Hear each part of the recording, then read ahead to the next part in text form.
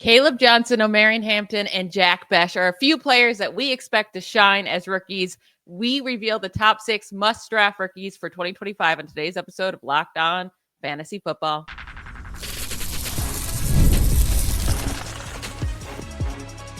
You are Locked On Fantasy, your daily NFL fantasy podcast.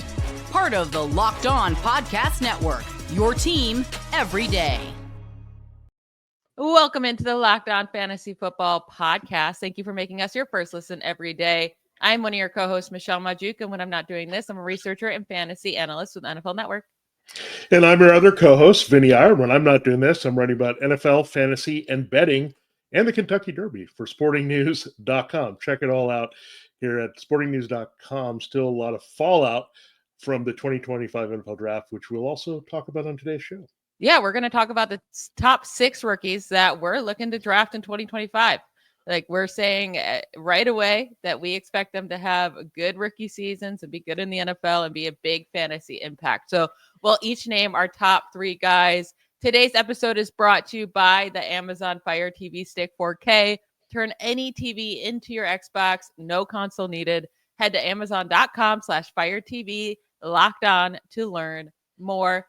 Let's hop right into these top 6 rookies we want to draft for 2025. Vinny, who's your number 1 guy?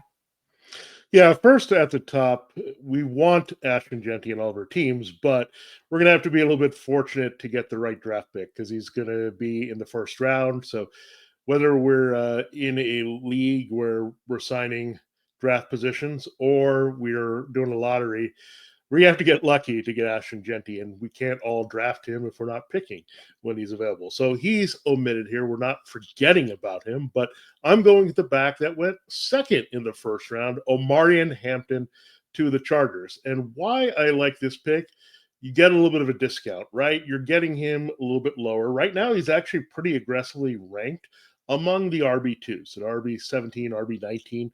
That's pretty high, but it's still lower than Jeanty, where you're going to have to expend a high first-round pick, maybe even a top 5, top 6 pick to get Jeanty at this rate. So now you get Hampton. Look, we're looking at Najee Harris. We just talked about that. If you missed that episode, the biggest losers from the draft, Najee Harris was a pretty big loser. When you draft a running back in the first round, I don't think this is going to be the old Bijan Robinson, Tyler Algier situation where we see it be frustrating, nor do I see it being the Jahmyr Gibbs, David Montgomery situation. Somewhere in between is the outcome here, where I think you will see Najee Harris get some touches, but Omarion Hampton is too special. Again, the Chargers know what they're doing, and there's been a lot of comparisons to what Jim Harbaugh did with Frank Gore in San Francisco and the running game there that he had with Greg Roman. So a lot of those parallels have been drawn here in terms of what they can do. So I really, looking at just his skill set, he's a workhorse back. He can stay on the field for 3 downs. Talk about Kentucky Derby. These are the type of guys we want, right? These horses that can be trusted for every down, catch passes, work his way into the red zone. So what I'm envisioning here, based on the contract we saw for Najee Harris, I think Harris could be just a backup because they want to run the ball a lot. They had a lot of durability issues last year with J.K. Dobbins and Gus Edwards. So I think they're hedging their bets there to make sure we have a solid backup and make sure we can take pressure off Justin Herbert and throw downfield. So Hampton gives them the element of explosiveness that Harris does not provide. He can do things in the passing game. I think Harris is an okay receiver, but this guy can go and zoom and take any touch to the house. So I'm excited about Hampton. The Chargers they have big plans for him already. So I'm going with that value over trying to worry about getting Ashton Jeanty with a high pick. Yeah, and I mean, if you have the opportunity to take Jeanty, I don't think either of us would be against that, right? But we are going to stay away from Jeanty in this episode because that's kind of lame. Like, obviously, Jeanty's a must-draft rookie if you have the chance to draft him. Yeah. But no, I like that pick by you. I think the more we get closer to the actual season, the more we're going to be off of Najee. Just looking at that contract, I'm not going to be surprised if week 1, Najee Harris gets the majority of the carries, right? But I do think sooner rather than later into the season, by week 4, week 5, Omarion Hampton is going to prove to be the better back, the more efficient back, the more explosive back, and probably just start to take over that backfield. So I like that pick by you. Now, my guy actually has a lot less competition, in my opinion. And maybe I'm being a homer as a Steelers fan, but one guy I want to draft is Kaleb Johnson, the rookie that was taken in the 3rd round by the Steelers. Last year, I mean, Najee Harris had all the opportunities in the world, right? 263 carries, a decent amount of targets, but the Steelers had the 5th most carries by running backs in the league last year. They're one of 6 teams to give running backs at least 400 carries total in 2024 with the Packers, Lions, Falcons, Eagles, and Buccaneers. All of those teams had great fantasy running backs besides the Steelers because Najee Harris just wasn't efficient with his touches. But then also these running backs had the 9th most targets among all teams. The Steelers running backs did this past season with 109 combined targets. Now, Kaleb Johnson's not known for like being a great receiver, but he is clearly the best, like I would say overall rusher on this team right now at 6'1", 224 pounds. He's been asked to carry a lot of the load at Iowa. And also he had a lot of explosive runs too. He's number 2 in the country with 21 carries of at least 20 or more yards gained. Great after contact. He has really good balance, very strong, powerful bruiser type back. They just don't have one of those guys right now on the roster with Jalen Ward and Kenneth Gainwell. Those are change of pace back. So yeah, maybe they steal the majority of the target. Warren Gainwell, we'll see. But I still think Kaleb Johnson's going to get a ton of work on the ground and then have all of the goal line opportunities as well. Yeah, this also should be a run heavier team given the current quarterback situation. We'll see. The Aaron Rodgers drama could drag out a little bit more if he's going to be in there, but still, you'd think they would run to take pressure off him. They're definitely going to run to take pressure off Mason Rudolph / Skylar Thompson / Will Howard, right? They have to be a run-heavy team, and to protect their defense, to also set it up for play action for deep shots to DK Metcalf and George Pickens. So everything says they're going to be a lot more dedicated to the run, the power run. I think Najee Harris, as durable as he was, I think playing hurt kind of maybe hurt his value a little bit, right? Where he was playing and fighting through these things and maybe never getting fully healthy, right, to get on track. So he was a tough dude, and we appreciate that. And I think they're going to really like that out in Los Angeles. But again, maybe in more of a backup role instead of a role that you want to give a key workload on early downs. And Johnson is very good in that capacity. I think he's the best power back for sure in this draft. And then you look at his ability, he's not a 0 in the passing game. Like, if he can pass protect and all that, he'll be on 3rd downs and passing situations a little bit more. But I don't think this team wants to get into too many obvious passing situations, especially with its quarterback room right now. So I think a lot of work there. So I love Kaleb Johnson. Again, you can get him, get even a better value than Hampton right now, RB 24 to 26. So right at that borderline flex spot. So again, that's a really great value. And it opens the door for almost anyone to draft him at this point when we're that low in the draft. Yeah, absolutely. Now you have 2 more running backs you want, 2 more rookie running Love backs running you want backs. on your roster next year. I have a rookie wide receiver and a rookie tight end I am eyeing for 2025 fantasy drafts. So we'll get to that right after a quick break. This episode, Locked On Fantasy Football, is brought to you by Amazon Fire TV Stick 4K. Did you know your Fire TV is also an Xbox? Turn any TV into your gaming and entertainment hub with Fire TV Stick 4K devices. No console required. Just grab your paired controller, subscribe or sign into Xbox Game Pass Ultimate with EA Play included, and you're ready to go. You can dive into hundreds of premium titles, including a really fun game, EA Sports College Football 25. Love to play that. To Call of Duty as easily as you can stream your favorite shows and movies. Again, it's so easy. You can just jump in. You don't need your console in every room. Your Xbox titles are right there for you on your Amazon Fire TV Stick 4K. It makes it possible to keep playing and gaming from almost anywhere, which is awesome for summer road trips. You got to keep the kiddos entertained and near their gaming all the time. This is the best way to do that.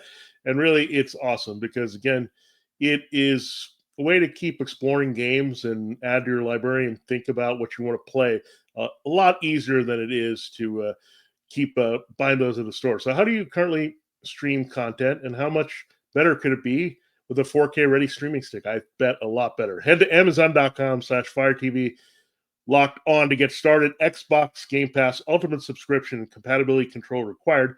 Available on select devices, including Fire TV Stick 4K 2nd Gen, Fire TV Stick 4K Max 1st and 2nd Gen, and Fire TV Cube 3rd Gen. Check it out, Amazon Fire TV, your new best way to game. All right, Michelle, it is time to continue the show. And look, you're mixing it up. You're giving us a wide receiver and tight end. So spoiler alert, we're not going to be talking about a quarterback as a must draft from this class. But let's reveal your pick, because it isn't maybe the guy we thought from the first round, any of those first rounders. Yeah, I'm going with Jack Besh from the Raiders, who was taken in the second round. I just think he has such great opportunity. And when you're looking at rookie wide receivers to draft, opportunity is key, right? They need to have a place to win a starting job immediately. And if Jack Besh can't win a starting job with the Raiders, then he's going to be a massive bust in the NFL. I mean, that's just straight up how it is. He has to beat out not even Trey Tucker, really, if they're going to have 3 wide receiver sets. But there's no one on this team that besides Jakobi Meyers that should be threatening him at all for any snaps. So Jakobi Meyers and Jack Besh should be on the field consistently. And we didn't get to see Jack Besh didn't break out in college until his final 4th season, but he was a hybrid tight end in 2021, his freshman year. And then in 2022, they changed coaches and he did the transfer portal thing. 2023, he dealt with a bunch of injuries at TCU when he transferred there. And then 2024 was really his first year that he was a true wide receiver in a system where he wasn't injured and he got all the starts. And he did fantastic with over 1,000 yards and 9 touchdowns in those 12 games. He has the size to be, very physical in the NFL at 6'1", 214 pounds. He already has the route running ability. He knows the full route tree. He is NFL ready. And he played both inside and outside at college, which is good versatility too. Good at contested catches, strong after the catch. So I really like a lot of things that Jack Besh can do. And you're looking at Chip Kelly's new offense, right? Because he's the new OC with the Raiders. Jordan Matthews was a guy that wasn't like a known separator either, right? And hopefully Jack Besh doesn't go the career route of Jordan Matthews. That's not what I'm saying. But he spent his first 2 seasons in the NFL in Philadelphia when Chip Kelly was the Eagles head coach there. And those were his 2 best years in his career. He had 872 yards and 8 touchdowns as a rookie, 997 yards and 8 touchdowns in his second year. So just looking at maybe some type of comparison here of how Chip Kelly will be expected to use Jack Besh. But again, hopefully he's more talented, Jordan Matthews too, which I do expect him to be. So I expect 120 targets for Jack Besh right off the bat. So I want to draft him in drafts even as a rookie. Yeah, I mean, very good throwback comparison as well. I mean, Jordan Matthews, yeah, what a guy that was out there. He was the classic, I think we defined him, other than Marquez Colston, as the big slot that we were looking for. And Jack Beck really could be the big slot, and that would help him, right? If he can go inside and outside.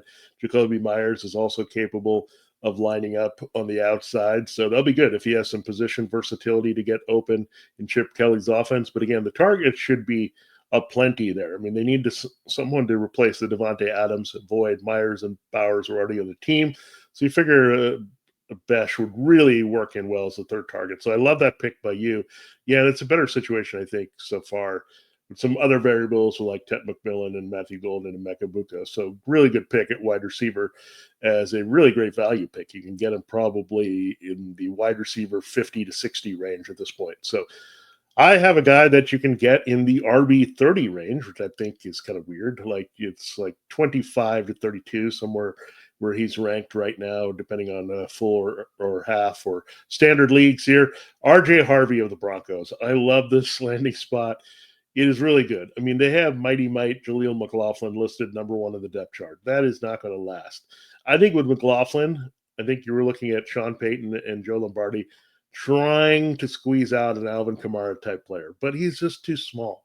He just can't hold up. So when you look at Harvey, he's a little bit better sized to hold up and be very effective. He's just a very productive back here. So I love it right now. Again, he's going as high as RB 24, 25. That's probably where I'm going to target him, maybe even earlier than that as we get closer and we learn about his role. But he's never going to be this low, folks, in terms of his value. It's really good right now. So if you're drafting leagues right now, and having rookies in mind, I would go get Harvey because, again, he's going to go up in value as people see what he can do, as his role becomes clear that he's going to catch a lot of passes in this offense from Bo Nix. So that's the guy I want to go for him. Again, it really comes down to value, and Hampton, Johnson, and Harvey are just incredible values for the type of workload. and effective workload they could get with touchdowns and receptions. So I'm really excited about those guys. A lot like Jack Besh, if Harvey can't win the starting job with the Broncos, then he's just not going to make it in the NFL, right? Yeah. Again, just no competition there to take over the backfield. And Champagne loves to use his running backs in the passing game. Bo Nix had no qualms with checking down to the running back position. And they just need a more consistent rusher, a guy they trust. And they didn't have that last year. So they kept switching between running backs, and you never knew which running back was going to get the carries. That's not what Champagne wants to do. That's not like his go-to is just to keep us on edge and we don't know what running back. Like, he wants a workhorse running back. He just didn't have it last year. I do think if RJ Harvey can step into this league and prove he can be even above average, right? Just, he doesn't have to be elite, just average, above average, he is going to get a lot of touches and be a great value. So I really like that pick from you too. I definitely considered him, but I already took Kaleb Johnson. I feel like it's a toss-up between Kaleb Johnson and RJ Harvey right now, right? They're both going to have great opportunities. They're ranked the same, so yeah, about the same. You maybe go with which guy you like more coming out of school. I slightly like Kaleb Johnson more, but RJ Harvey is the better pass catcher. So maybe for fantasy, you're right there that you're leaning that way. Now, again, you have one more running back you're going to talk about. I love him so much, but I've been talking about him nonstop, so I decided, to back off. And then I'm going with a tight end. So we'll finish up today's episode right after a quick break.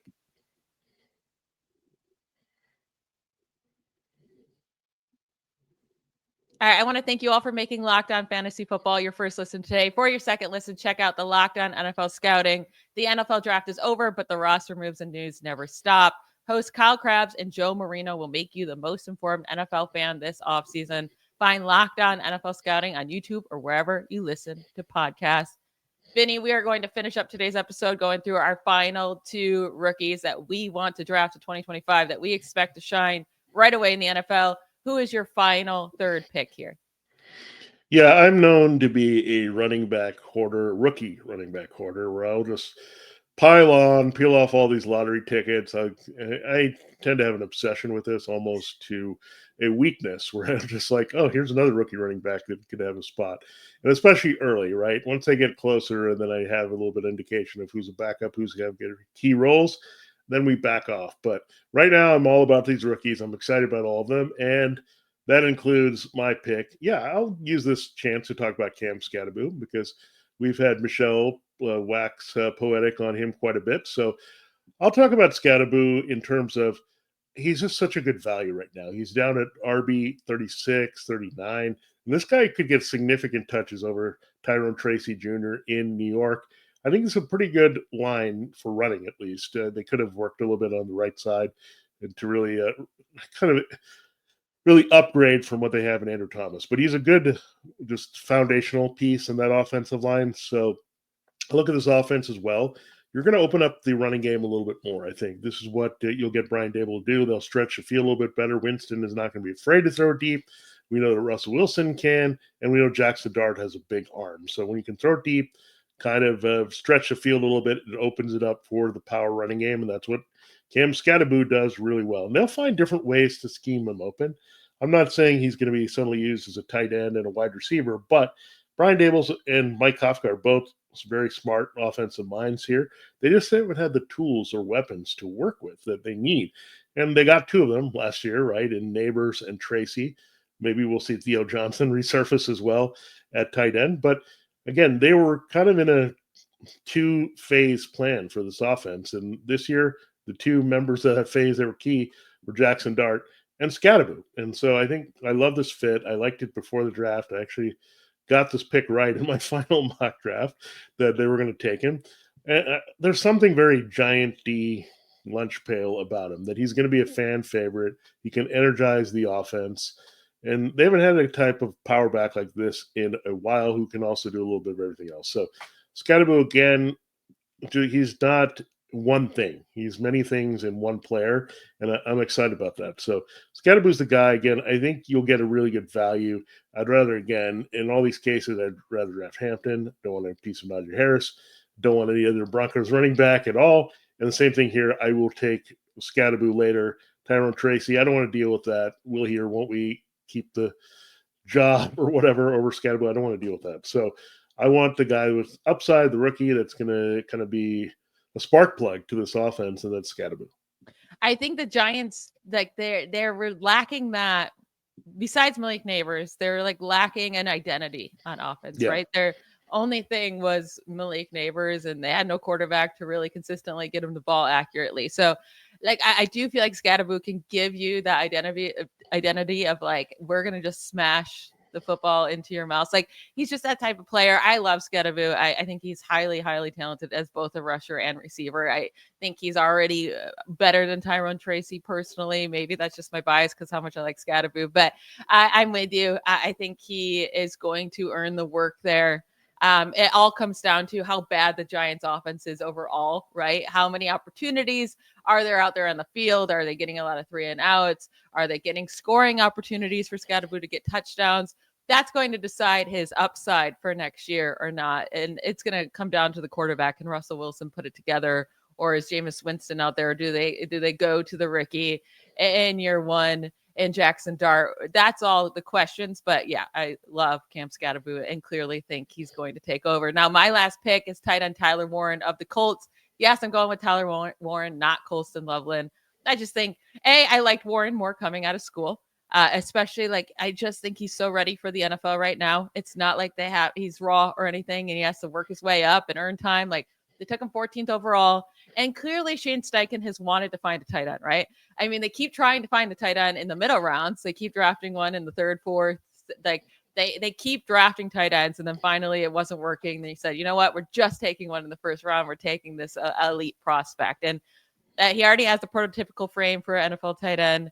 He's a great route runner, very fluid mover, really reliable hands. He put up 1,233 yards and 8 touchdowns last year at Penn State in his final year. He's the only tight end to play at a Power 5 school to have at least 1,000 yards and 8+ receiving touchdowns in a season since at least 2000. And again, he destroyed that mark with 1,233 receiving yards. The only 2 other tight ends to have a season with 900 or more receiving yards and 8 touchdowns were Mark Andrews and Evan Ingram in college since 2010. Evan Ingram, his best year was his rookie year, right? He came in right away. Mark Andrews, it did take him to the second year to fully break out. But I love Tyler Warren. I think he's going to be a great value in drafts. And the opportunities there with the Colts, like I know they have Michael Pittman Jr. and Josh Downs and Alec Pierce, but none of them scream like, you must feed me targets, right? It wasn't working last year with just those 3. So I think Tyler Warren is heavily involved in this offense immediately and can have a Brock Bowers type of impact next year. Yeah, when we're doing our last 2 shows on the biggest winners and losers from the fantasy angle from the draft, we could have easily put a Colts quarterback as a winner, but we just didn't know who the Colts quarterback is going to be. Exactly. And we don't know how high that quarterback is going to be even draftable between Anthony Richardson. I guess you throw in Riley Leonard now with Daniel Jones. Who knows? And the other thing we could have done is look at the losers for this receiving core, right? I think you have to say, like, the targets are going to be lessened for somebody here. And, like, maybe Michael Pittman is the only person who's qualified to be a loser because I don't know if you're banging the table for Alec Pierce or Josh Downs, but it's still one more ball to go around between those 4 guys. So we look at Tyler Warren. How does he fit in? This is an interesting situation because at Penn State, he was the dude. Like, if you listened or watched any Penn State game, it's like, where's Warren? Stop Warren. Got to throw to Warren on this down. Drew Allard was like, okay, where is he? Is it third down? Okay, we're going to throw to Tyler Warren. So he was the only real consistent guy in that offense. Now, all of a sudden, you go with some guys that can stretch the field. You also have a fluid quarterback situation, right? Howard ended up in Pittsburgh. I thought he could end up in Indianapolis. Instead, you get Riley Leonard, who still has to learn a lot here in this offense. And funny enough, Riley Leonard and Daniel Jones both had a time at Duke. So it could be really a wide open competition between those 3. That makes it hard, right, to know. But all I know is Tyler Warren, whoever quarterback is there, they got to target him a ton. They need to use him quite a bit. And it's good to have Shane Steichen to some degree because he's kind of used to that kind of bigger play tight end in Dallas Goedert. I understand in that situation, they had 2 other elite receivers, and no one's going to confuse this trio for Devonta Smith or A.J. Brown. So that's the thing. I mean, Warren, I think if it's Daniel Jones, I feel really good about Warren because I think Jones will take the checkdowns. Anthony Richardson likes to throw deep or take off running. You may not want to target him as much in the middle of the field, but I just think the talent is just there for Warren. I mean, look, I wasn't sure about Brock Bowers and the way he used him, and then we had the Devontae Adams trade and all that happened. We weren't sure about Trey McBride, if the Cardinals would give him opportunities. That finally came to fruition. So if a team is using a first round or a high pick on the tight end, they're going to find ways to scheme him up. And so I'm excited about that for Tyler Ward. I think it's going to come at somebody's expense. We also know Downs and Pittman have had their injury issues. So something's going to happen here where he's going to emerge as the kind of the second key target on this team, however you look at it. Because you take Pierce out of the equation, he's more of the deep threat that comes in occasionally. But I think they're going to scheme Warren open well. He's just too good of a player, and I think they're ecstatic to get him. I mean, they've been wanting him, mocked to him for a long time, and then they had to do backflips when they realized the Bears were going to leave him on the table for him. So I do like Warren. Again, Colston Loveland, do not target Warren. In a lot of drafts, you must get here as a borderline tight end one right away. Yep, absolutely. That will be it for today's show. If you're watching us on YouTube, please hit that subscribe button. If you're listening to us on a podcast app, hit subscribe, leave us a review, all that good stuff. This just helps us be here for you every single weekday, helping you prepare for your fantasy football leagues. We will be back on Monday. I hope you all have a great weekend. Talk to you then. Bye, y'all.